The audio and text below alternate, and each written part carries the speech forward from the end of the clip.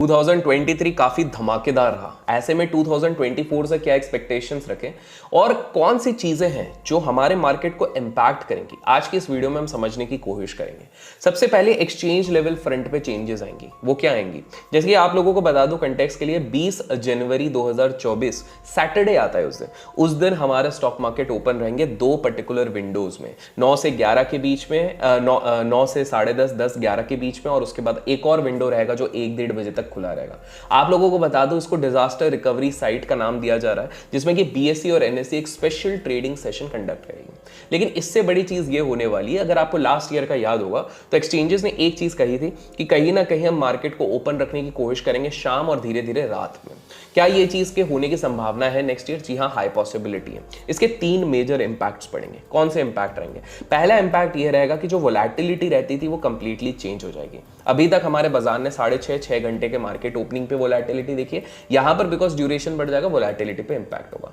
Gap up और gap down कहीं ना कहीं घट जाएंगे, जिसके चक्कर में ओवरनाइट एक्सपोजर जो ऑप्शन सेलर्स को जिसका फायदा होता था वो घट जाएगा, बिकॉज पूरे दिन भर में ही बहुत सारा एक्शन हो जाएगा। लेकिन निफ्टी और बैंक निफ्टी के जो ट्रेडर्स हैं वो अगर दिन भर में 400-500 पॉइंट देखते थे 6 घंटे में, तो वो डिस्ट्रीब्यूट हो जाएगा। तो 12 घंटे में, जैसे मान लो अगर 6 घंटे में एग्जाम्पल लेते हैं, 6 घंटे में 500 पॉइंट का मूव अगर आता था हाई वॉलेटाइल डेज पे, तो अब वही चीज 12 घंटे में आएगी। दैट इज पहले 6 घंटे में 250 पॉइंट, दूसरे 6 घंटे में 250 पॉइंट।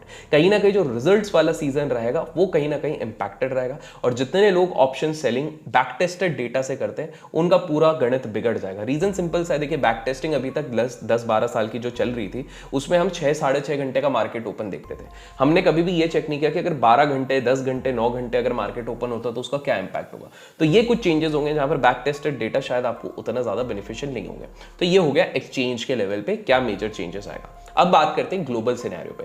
ग्लोबल सिनेरियो में काफी सारे लोगों को लगता है ये चाइनीज लोगों के चक्कर में काफी ज्यादा इंपैक्ट पड़ेगा, लेकिन चाइना ऑलरेडी शिफ्ट कर रहा है डिफ्लेशन के तरफ पे। असली इंपैक्ट अगर आना है तो वो यूरोप से आएगा। उसके 3 रीजन है। पहला, जियोपॉलिटिकल टेंशन वहां पर काफी ज्यादा आ रहे हैं।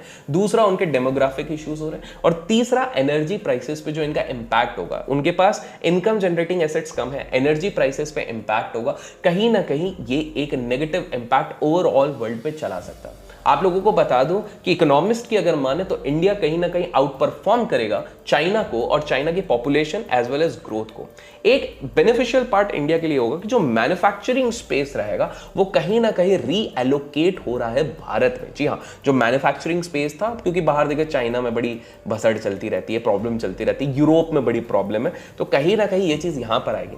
Over the long period of time manufacturing and pharma sector एक ऐसी जगह हो सकती है which could be a gold mine for India in specific. Comments में आप लोग बताइए, मैन्युफैक्चरिंग या फिर फार्मा, ऐसी कौन सी कंपनीज आपके रडार पे जो आपको लगता है आने वाले 5-6 साल में बहुत तगड़े तरीके से परफॉर्म कर सकते हैं, कमेंट्स में जरूर बताएगा।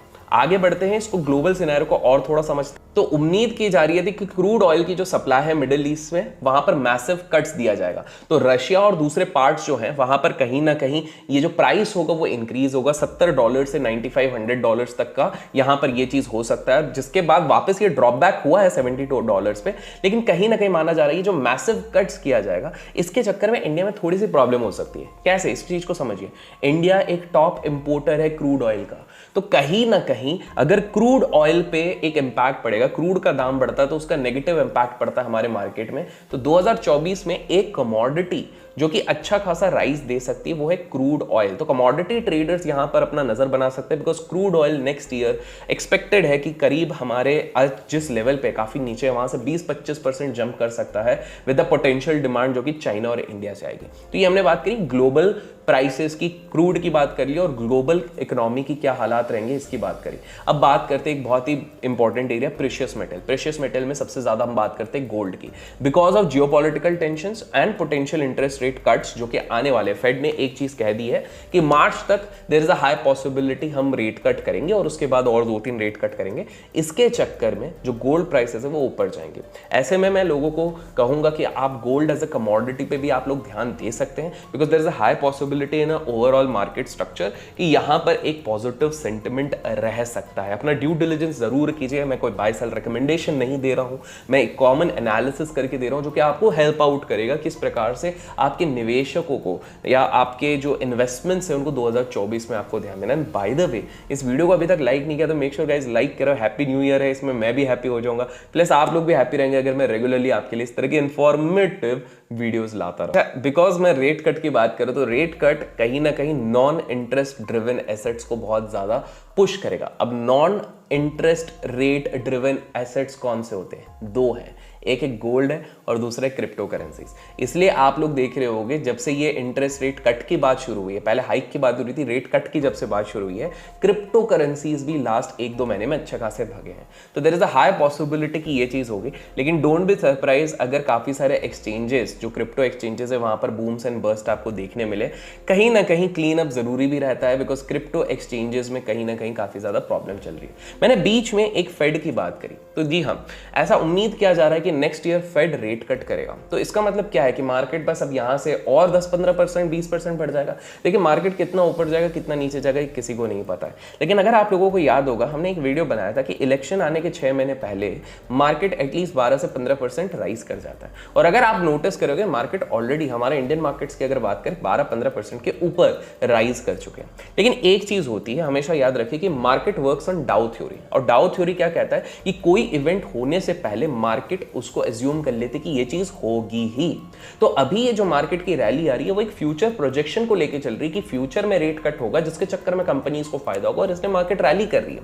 मेरा अनुमान ये है कि इलेक्शन का रिजल्ट जो भी हो, इलेक्शन के बाद मार्केट उतना ज्यादा नहीं बढ़ेगा, उतनी स्पीड से नहीं बढ़ेगा जितना अभी बढ़ रहा है। उसका सिंपल सा रीजन है, अगर आप हिस्टोरिकल डेटास देखें, चाहे 2008-9 पे देख लें, 2014 पे देख लें, अभी देख लें, तो आपको दिखेगा जो मेजर रैली होती है ना वो इलेक्शन के एक्सपेक्टेशंस पे और इलेक्शन के जस्ट एक आध दिन के अंदर, मतलब एक आध हफ्ते के अंदर वो वहां पर मैक्स एक थोड़ा पीक आउट लेवल होने की कोशिश करते हैं। एक और चीज है जो आप लोगों को समझना पड़ेगा कि कहीं ना कहीं मुझे लगता है कि ब्लू चिप्स ने इतना पार्टिसिपेट नहीं किया है, लेकिन स्मॉल कैप्स काफी अच्छे तरीके से पार्टिसिपेट करें। तो स्मॉल कैप में अगर करेक्शन होता है नेक्स्ट ईयर तो डोंट बी सरप्राइज। तो थोड़े जगह पे ना स्मॉल कैप और मिड कैप इंडेक्स में अपनी प्रॉफिट बुकिंग हर लेवल पे आप तैयार रहिए। ब्लू चिप्स अभी स्टिल फेयरली वैल्यूड है, लेकिन क्योंकि आप देखो ना जो हैवी वेट्स हैं, जो मेजर पार्टिसिपेंट्स हैं, वो लोग तो अभी तक पार्टिसिपेट ही नहीं किए, उसके बिना ही मार्केट इतना रन अप कर दिया है। तो कहीं ना कहीं मेरे को लग रहा है टू रिस्टोर दोस लेवल्स क्या होगा कि स्मॉल कैप और mid cap next year dip देंगे, वहीं पर ब्लू चिप्स इसको कहीं ना कहीं सपोर्ट करने की कोशिश करेंगे। तो अगर इस रैली में आपने फंडामेंटली वीक स्टॉक्स ले लिए जिनके अंदर कोई भी ज्यादा बड़ा फंडामेंटल मैक्रो फैक्टर नहीं था, तो कृपया करके उन चीजों से आप थोड़ी दूरी बनाइए। That will be much more beneficial. और इसी के साथ जाते जाते मैं कुछ इंटरेस्टिंग जनवरी के स्टार्ट्स आप लोगों को बताना चाहूंगा लास्ट कुछ ईयर से। 2008 की अगर मैं बात करूं तो निफ्टी पीक कर गया था 10 जनवरी को और वहां से 30% डाउन किया था। उसके बाद हल्का पुल्का माइनॉरिटी वे में रिकवर किया था।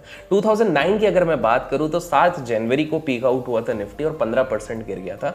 और उसके बाद 2010 की बात करूं तो पीक आउट हुआ था 18 जनवरी को, वहां से 10% डाउन कर गया था। 2011 की बात करूं तो निफ्टी पीक हुआ था 4 जनवरी को, वहां से 13% डाउन चले गया था। उसके बाद थोड़ा सा मार्च में अच्छी खासी रिकवरी आई। मैं नहीं कह रहा हूं कि डाउन जाने के बाद रिकवरी नहीं आ रही, मैं सिर्फ आपको जनवरी के कुछ स्टार्ट्स बता रहा हूं। मार्च 2012 और 13 की बात करूं उस समय पे जनवरी पे मार्केट ऊपर गया था।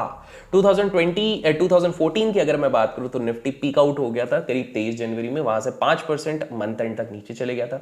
2015 की बात करूं तो निफ्टी पीक आउट हो गया था 5% के आसपास in the first week of January itself, और 2 दिन में ही हो गया था, फिर रिकवरी जरूर कर दी थी। 2016 की बात करूं तो 1 जनवरी को पीक आउट हो गया था। फिर उसके बाद 2017 की बात करूं तो 2017 में फेब में पीक आउट हुआ था, वहां से 10% का फॉल आ गया था।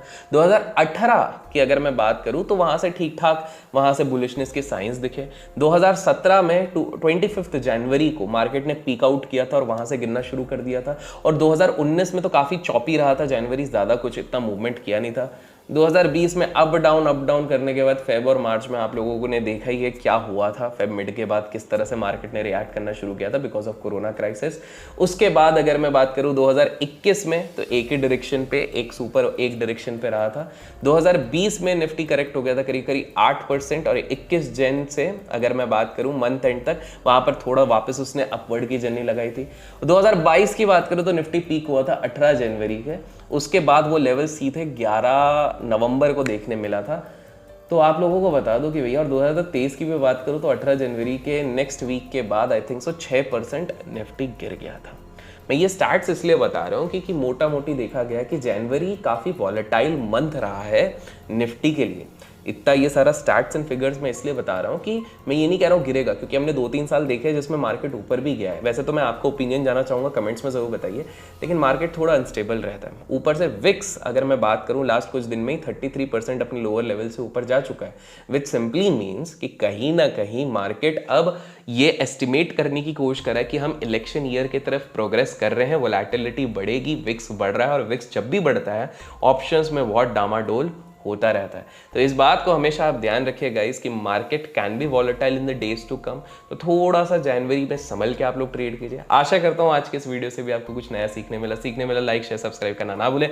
Till then keep learning, keep growing, keep investing, keep trading and happy new year.